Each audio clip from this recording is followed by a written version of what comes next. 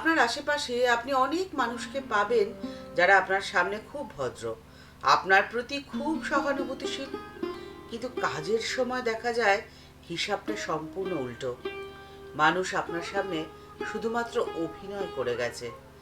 এতে অবাক হওয়ার কিন্তু কিছু নেই, এটাই বাস্তব। আপনি সব থেকে বেশি আহত হবেন, সব থেকে বেশি ভেঙে পড়বেন তখনই যখন তাদের এই ভালো মানুষের মুখোশের রূপটিকে সত্যি বলে ধরে নেবেন। তাই সকলকে যেমন বিশ্বাস করতে নেই, আবার সকলের প্রতি সন্দেহও রাখতে নেই। আপনাকে যেটি করতে হবে সেটি হলো এই ভালো মানুষের মুখোশ পরা মানুষগুলোকে আপনাকে শনাক্ত করতে হবে। আর এই শনাক্তকরণের কাজটি আপনাকে করতে হবে অত্যন্ত বুদ্ধির সাহায্যে, ধৈর্য নিয়ে। এখানে আবেগের কোনো জায়গা নেই, প্রয়োজন বুদ্ধির, বিচক্ষণতার। কিন্তু কিভাবে শনাক্ত করবেন সেই নিয়ে কয়েকটি কথা আজকের পর্বে আপনাদের সাথে শেয়ার করে নিলাম। প্রথম, কারণ মিষ্টি কথায় আপনি অতি সহজেই কিন্তু মুগ্ধ হয়ে যাবেন না। যে মিষ্টি কথা বলছে সে আপনাকে তোষামোদ করছে না সত্যি সত্যিই আপনার প্রশংসা করছে, সেটি কিন্তু আপনাকে বিচার করে দেখতে হবে। আর তাকে বিচার করার সব থেকে ভালো উপায় হলো তার কথা নয়, তার কাজ দেখুন। সে নিয়মিত কি কি কাজ করে সেটাকে আপনি খুব ভালো করে মন দিয়ে পর্যবেক্ষণ করুন। তাহলেই দেখবেন তার সত্যিকারের রূপটি আপনার সামনে খুব সহজেই ধরা পড়বে। কেউ আপনার সাথে খুব মিষ্টি মিষ্টি কথা বলছে, আপনার হ্যাঁতে হ্যাঁ করছে, এই দেখে আপনি তার প্রতি এতটাই মুগ্ধ হয়ে গেলেন যে আপনার ব্যক্তিগত তথ্য, ব্যক্তিগত পরিকল্পনা আপনি তার সাথে শেয়ার করে নিলেন। আর সেখানেই কিন্তু আপনি করে ফেলবেন মস্ত একটি ভুল। আপনি যদি আপনার ভবিষ্যৎ জীবনে সফলতা পেতে চান, তাহলে তার প্রথম ধাপটি কি বলুন তো?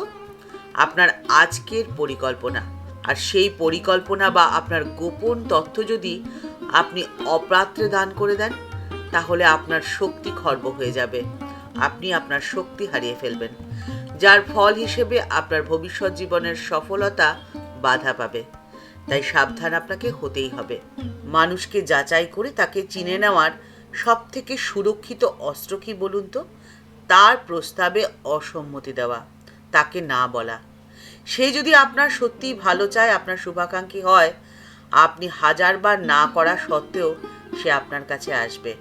আর ঠিক সেই জন্যই আপনার চারপাশে যে আপনি গণ্ডিটি কাটবেন, সেই গণ্ডিটিকে আপনি এতটাই সীমিত করে ফেলুন যে খুব বাছা বাছা কিছু মানুষকেই তার ভেতরে ঢোকার অনুমতি দেবেন। আর বাকি যে সমস্ত মানুষ আপনার আশেপাশে রয়েছে তারা থাক আপনার সেই গণ্ডির বাইরে। তাদের সাথে দুর্ব্যবহার করার তো কোনো প্রয়োজন নেই, কিন্তু গণ্ডির ভেতরে ঢোকার অনুমতি তাদেরকে সহজে দেবেন না। তাহলে দেখবেন আপনার জীবন অনেক ভালো থাকবে। আপনি যদি মানুষ চিনতে না পারেন, তাহলে কিন্তু আপনি মস্ত বড় ভুল করে ফেলবেন। সৌভাগ্য সৌভাগ্য বলে আপনি যতই চিৎকার করুন না কেন, সৌভাগ্য হয়তো আপনার দ্বারে এসে ফিরে চলে যাবে, আপনি তৈরি নেই দেখে। এটাই বাস্তব। আর এই কথাটি বলেছিলেন স্বয়ং শ্রীমা সারদা দেবী। মা বলেছিলেন, তোমরা সবাই কৃপা কৃপা করো, কিন্তু নিজেদের যদি তৈরি না রাখো, তাহলে কৃপা কিভাবে তোমাদের কাছে যাবে বলো দেখি। যুগাবতার ঠাকুর শ্রী রামকৃষ্ণ পরমহংসদেব অহেতুক কৃপার স্বর্ণভাণ্ডারকে সাথে নিয়ে কলকাতায় দাঁড়ে দাঁড়ে ঘুরেছেন, কিন্তু বিষয়াসক্ত মানুষেরা চিনতেই পারেননি যে জগতের স্বামী স্বয়ং দিনহীন বেশে তাদের দ্বারে উপস্থিত। বৈকুণ্ঠে স্বয়ং মা লক্ষ্মী যার পদসেবা করেন, কৈলাসে মা অন্নপূর্ণা যার অক্ষয় ভাণ্ডার রক্ষা করেন, বর্তমানে যিনি ত্যাগীর বাদশা, তিনি ইচ্ছাকৃত ভিখারির বেশে অন্যের কাছে হাত পাচ্ছেন, কিন্তু মানুষ তাকে চিনতে পারেনি।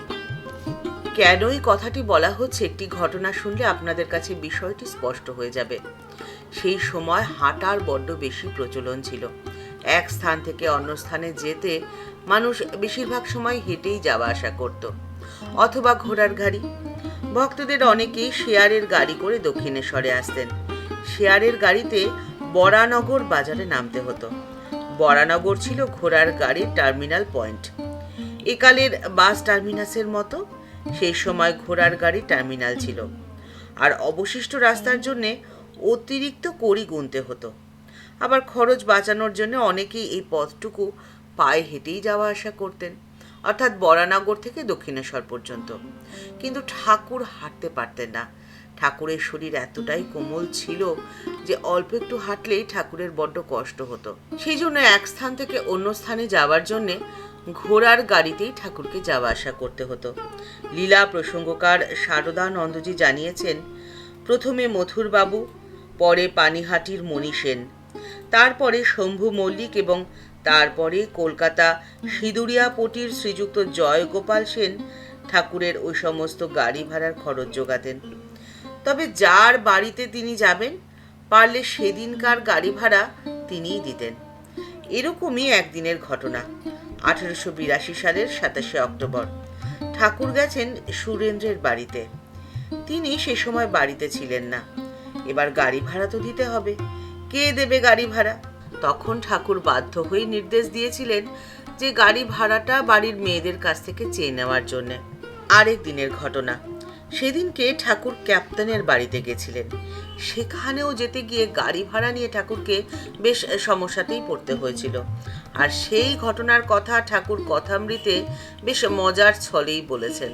ঠাকুর বলছেন, ক্যাপ্টেনের বাড়ি গিয়েছিলাম, তাহার বাড়ি হয়ে রামের বাড়ি যাব, বুঝলে? তাই ক্যাপ্টেনকে বললাম গাড়ি ভাড়া দাও। ক্যাপ্টেন তখন তার বউকে বললে গাড়ি ভাড়া দিতে, কিন্তু তার বউও তেমনি, ভাড়া সে দেবে না। ক্যা হুয়া করতে লাগলো। শেষে ক্যাপ্টেন বললে যে ওরাই দেবে, অর্থাৎ রামেরা দেবে। তার বউ সামান্য গাড়ি ভাড়াটুকু দিতে অস্বীকার করলো, অর্থাৎ সেই সৌভাগ্য থেকে নিজেকে বঞ্চিত করলো। সৌভাগ্য তার কাছে গেছিল, কিন্তু সে চিনতে পারল না যিনি ব্রহ্মাণ্ড চালান, যিনি ব্রহ্মাণ্ডের চালক, সামান্য দুয়ানা পয়সার জন্য যার চক্রযান থেমে থাকবে, এও কি সম্ভব? ঠাকুর তো নিতে আসেননি, তিনি দিতে এসেছিলেন। অঞ্জলি ভরে তিনি শুধুমাত্র বিলিয়ে গেছেন তার কৃপা সিন্ধু। কিন্তু কিছু না পেলে বহুগুণে সন্তানকে তিনি ফিরিয়ে দেবেন কি করে বলুন তো? তার বউয়ের দুর্ভাগ্য এতটাই যে সেই সামান্য দানটুকু সে করতে পারেনি। সেই সামান্য দানের পরিবর্তে সে পেতে পারত বহু গুণ বেশি, কিন্তু সে তো চিনতে পারেনি। এটা তার দুর্ভাগ্য। কিন্তু আপনি ভুল করেও সেই দুর্ভাগ্যের অধিকারী হতে যাবেন না। আপনাকে মানুষ চিনতে হবে, কে সঠিক আর কে বেঠিক, কে মুখোশধারী আর কে সত্যিকারের মানুষ। ঠাকুরের ভাব ও আদর্শকে গ্রহণ করে ঠাকুরের নির্দেশিত পথে যদি আপনি চলেন, তাহলে ঠাকুরই আপনাকে চিনিয়ে দেবেন কে সত্যি আর কে মিথ্যে, কে সেজে রয়েছে, কে অভিনয় করছে, আর কে সত্যি সত্যিই আপনাকে পছন্দ করে। আপনি যদি একবার সেই মানুষকে চিনে যান, তাহলে আপনি পরম শান্তিতে বসবাস করতে পারবেন। আপনার ভবিষ্যৎ জীবন হবে অনেক মধুর, অনেক সুন্দর। ঠাকুরমা ও স্বামীজির চরণে প্রণাম জানিয়ে আজকের পর্ব এখানেই শেষ হলো। দেখা হচ্ছে পরের একটি পর্বে। আজকের পর্বের উপস্থাপনা যদি এতটুকু ভালো লেগে থাকে, লাইক বাটনটি প্রেস করে দিতে ভুলবেন না। আপনাদের করা একটি লাইক আমাদের পরবর্তী ভিডিও বানাতে অনেকটা অনুপ্রাণিত করবে। আপনি যদি এই চ্যানেলে নতুন হয়ে থাকেন, চ্যানেলটিকে সাবস্ক্রাইব করে বেল বাটনটি ক্লিক করে দিয়ে অল বাটনটি ক্লিক করে দিতে পারেন। তাহলে এই চ্যানেলে ভিডিও আপলোড হলেই আপনার কাছে সবার প্রথমে নোটিফিকেশনটি যাবে। সবাই ভালো থাকবেন, সুস্থ থাকবেন। দেখা হচ্ছে পরের একটি নতুন পর্বে। নমস্কার।